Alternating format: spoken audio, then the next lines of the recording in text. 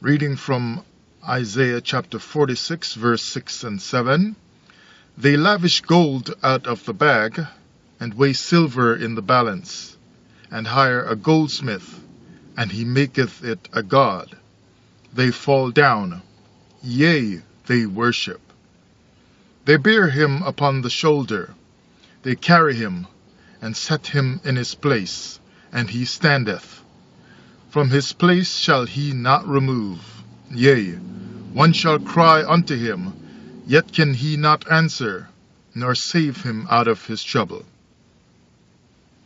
This is June 22nd, 2018. My lesson is titled, The Lesser Gods.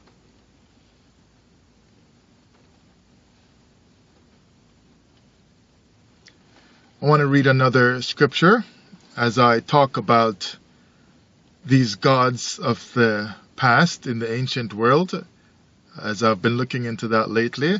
I'll read here from Isaiah chapter 37, verse 18 to 20. Of a truth, Lord, the kings of Assyria have laid waste all the nations and their countries, and have cast their gods into the fire. For they were no gods, but the work of men's hands, wood and stone. Therefore they have destroyed them. Now therefore, O Lord our God. But notice what was just read.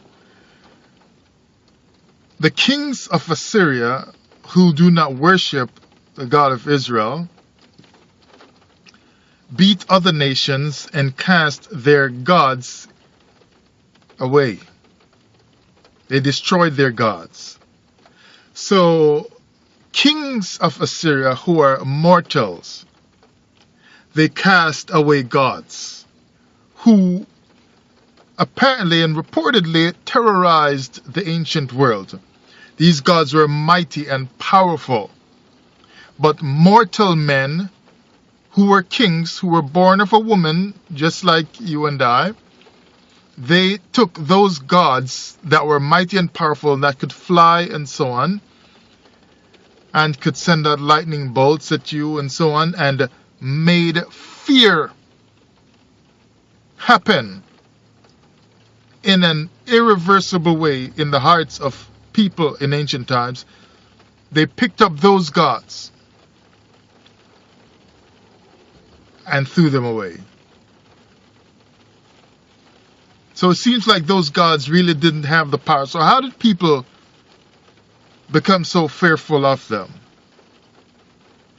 But even more interesting a question is, how could the wise children of Israel, who knew that their God, according to the scriptures and biblical history, was the only God with power, how could these wise children of Israel, who knew that all the other gods of the world were nothing and were just the work of men's hands, like their God Yahweh is telling them, how could they be afraid of the power of other gods?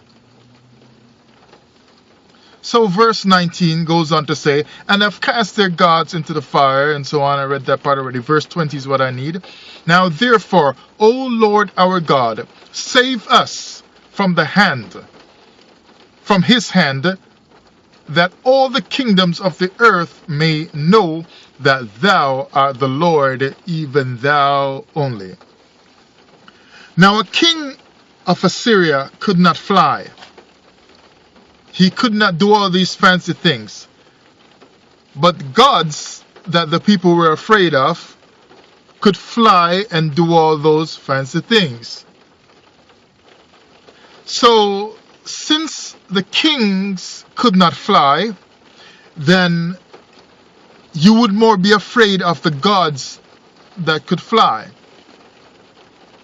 So why didn't Israel have less fear or no fear of the kings of Assyria, knowing that their God Yahweh that took them out of Egypt had power where the gods did not have power?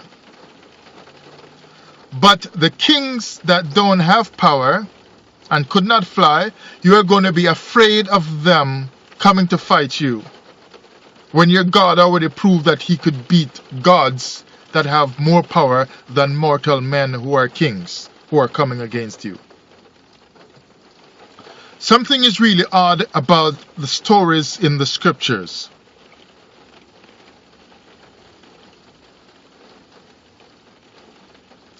Let's look at Jeremiah chapter 10, verse 3 to 7. For the customs of the people are vain. For one cutteth a tree out of the forest, the work of the hands of the workmen with the axe. They deck it with silver and with gold, they fasten it with nails and with hammers, that it move not. They are upright as the palm tree, but speak not. They must needs be borne or carried, because they cannot go. So they can't do anything on them that they're by themselves. Be not afraid of them, for they cannot do evil, neither also is it in them to do good. So this is letting you know that people, even the children of Israel, were taught or cultured by the teachings of the gods to be afraid of the gods. And they learned that fear. So they were afraid of the gods, which then resulted in the fear of the kings or the armies of the other nations. So you see, the purpose of the gods is to make you afraid of the people who own the gods, who built the gods. The purpose of the gods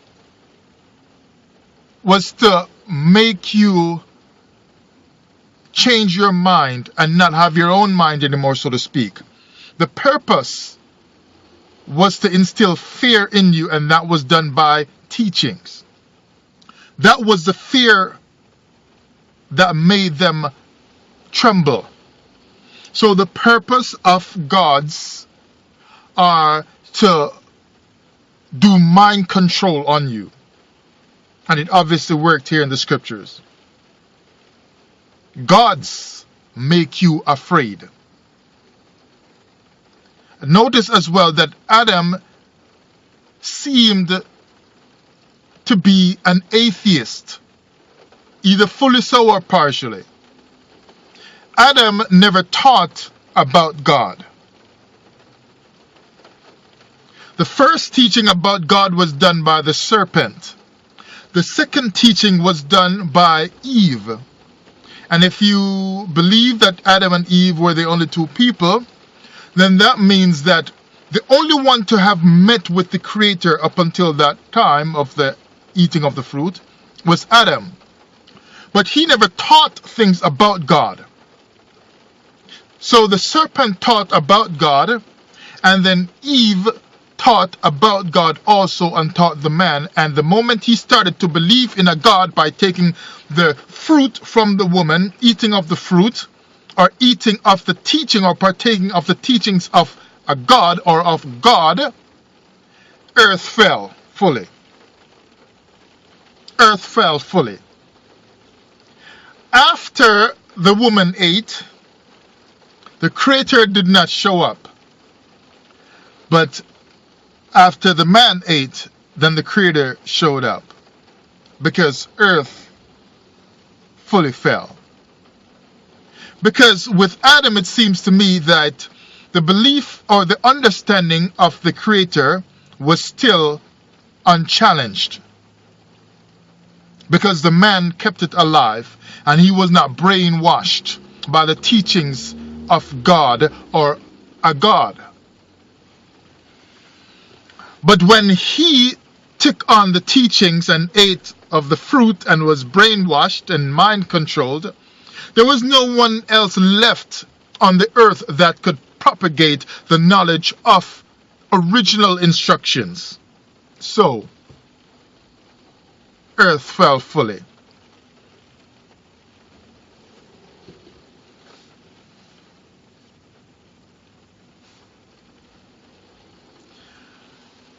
It seems to me, the more I look into this, like so many have said that I've listened to and read up for years, that the God of the scriptures, the God of Israel, Yahweh, is different from the Creator.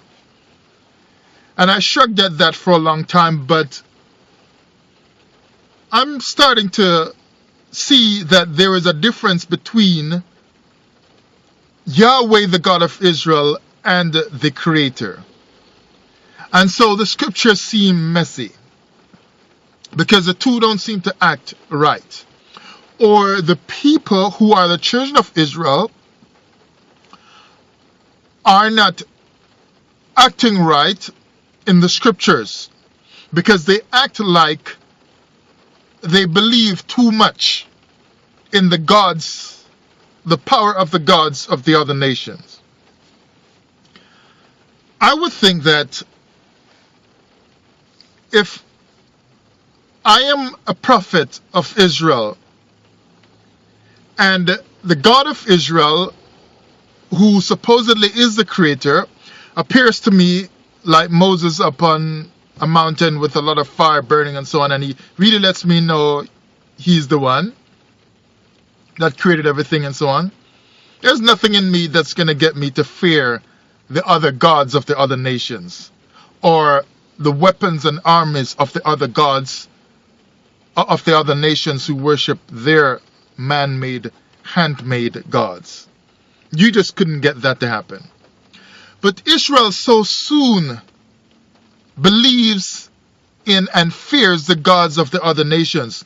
So there is a disconnect between the revelation of Yahweh, the God of Israel, and the Creator, who we are told is the God of Israel, who revealed himself to the nation of Israel. Something is wrong. These children of Israel, they don't last 1,000 years with their kingdom before they start to slip away and worship other gods. Real fast,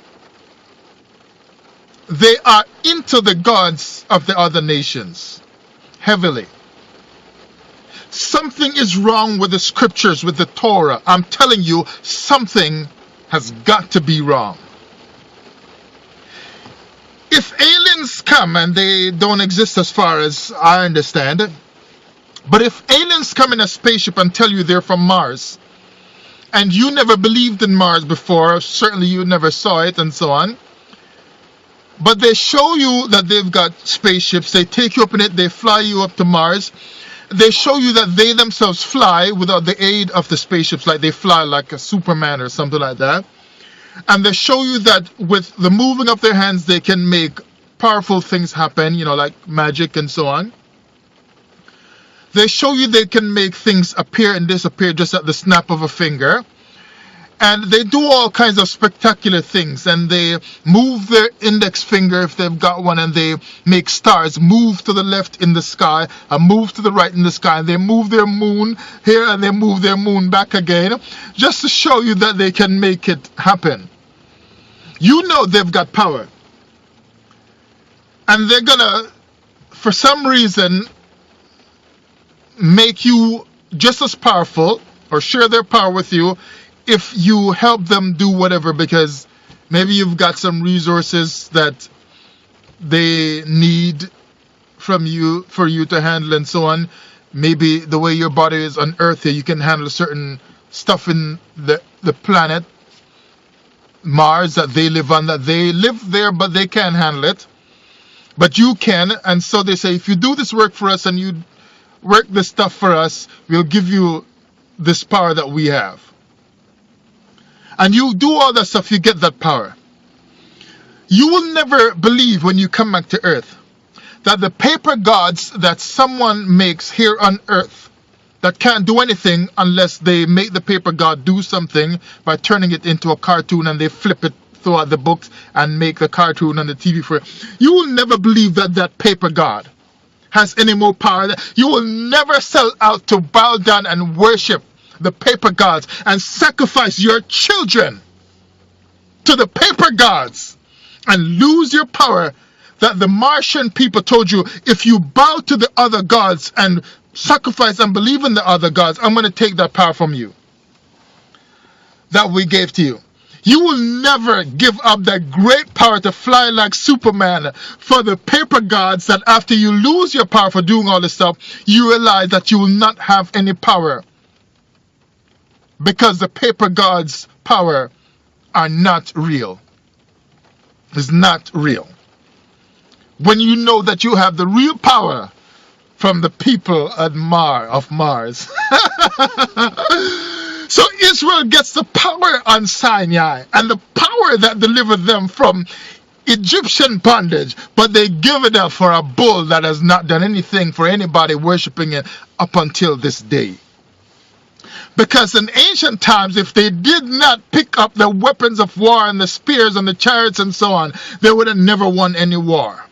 Those nations would have never won anything. Because they're gods who could fly on paper and who could fly on the inscriptions of walls and so on, could not fly in battle. So they had to pick up their own weapons that they made out of metal to go and fight for themselves, for their kings. Because they're flying gods and they're mountain gods and they're monkey gods and they're snake gods and their wine gods and their crop gods and their sun gods and they all kinds of gods could not do a damn thing for them. But Israel, the wise children of the Torah that is the wisdom that built the earth, these wise people of the Most High of the Torah believed in the paper gods, the flying gods, the monkey gods, and they never saw a monkey fly, but they believed it. And they never saw a god of thunder fly across the sky. They never saw a mountain god up on top of a mountain with a chariot running across the sky. But Israel believed and worshipped these gods when they saw supposedly a god walking them out of Egypt by his great power. Tell me something isn't wrong with the writing of the Torah. I've just been reading the Torah. I studied the Torah. And these thoughts keep messing with me. Like, I gotta ask the questions. Like, I'm not trying to hate the book. I'm just trying to understand the book. Oh, man. Let me read some more of my notes here.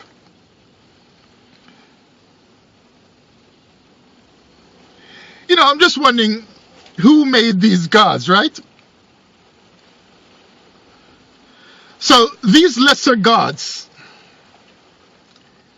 they got destroyed.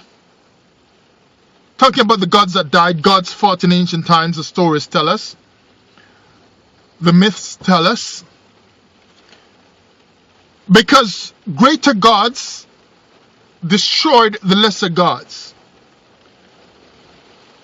And so the people gravitated to the worship of the greater gods, the millions and even billions of them.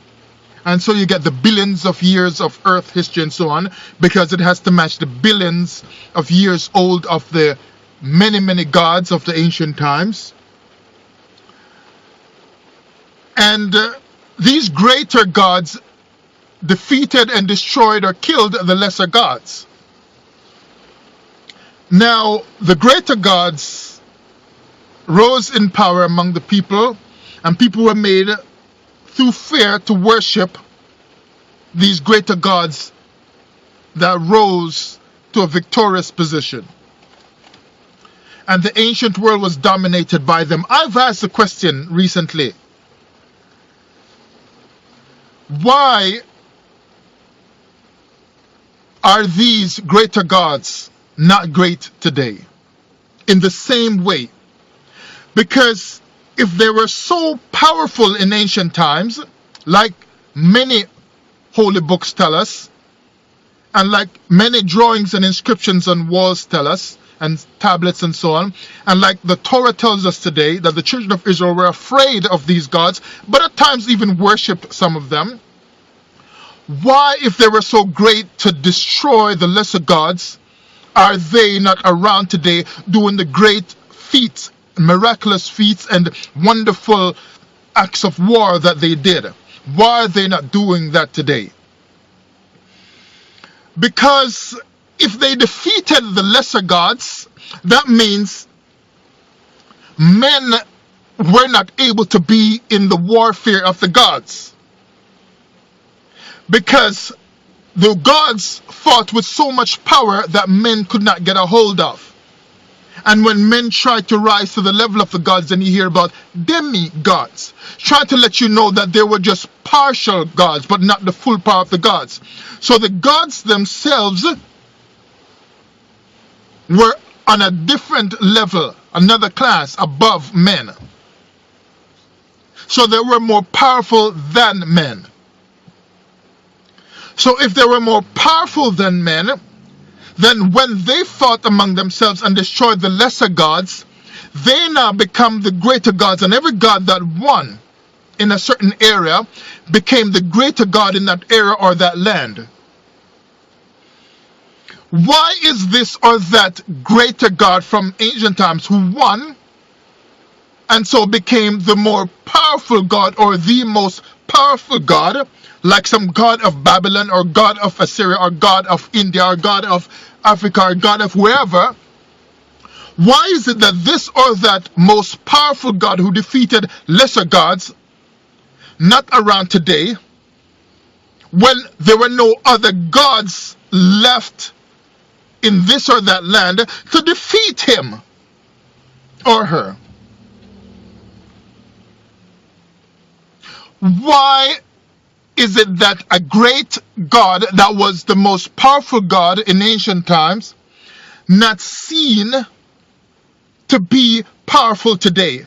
If he destroyed all his enemies in the myths, in the so-called sagas, if he destroyed all his enemies and dominated them and rose to power and everybody had to bow to him, even kings bowed and worshipped this particular great God, like Baal or whatever you want to call them, Thor, Indra, all the ones that were there, the serpent gods and so on.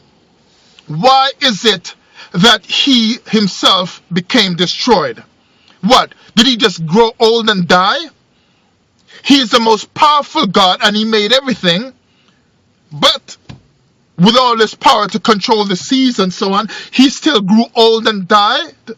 He got sick. He got a virus. It reminds me of Elijah saying on Mount Carmel, cry loud. Maybe he's sleeping or he's on a far journey.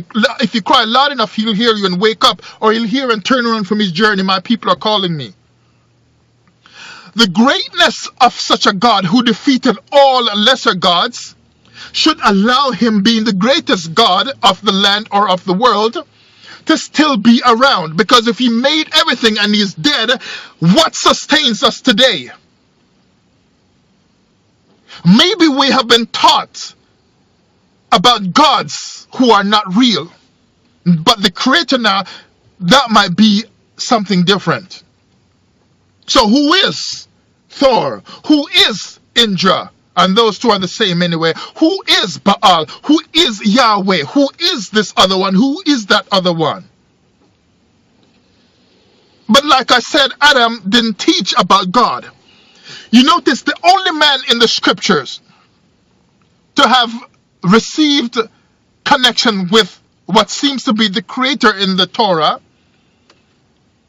the only man to have gotten the first or the initial message or communication from the creator or instruction about life, was made to not speak authoritatively about God, about Yahweh, or about the creator. Adam was not given a chance to tell his story about the creator.